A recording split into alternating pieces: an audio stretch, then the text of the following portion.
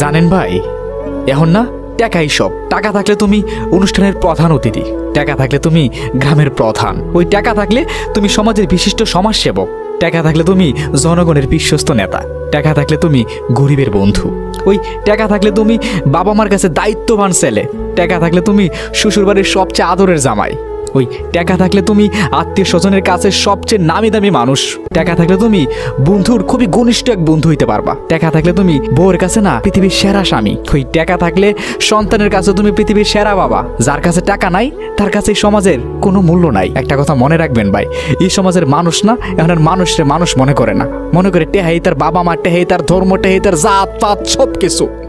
জানেন এখন মানুষ মরলে না একজনের দেখতেও যায় না, কেন লাগে জানেন? টেহা খরচ হইব।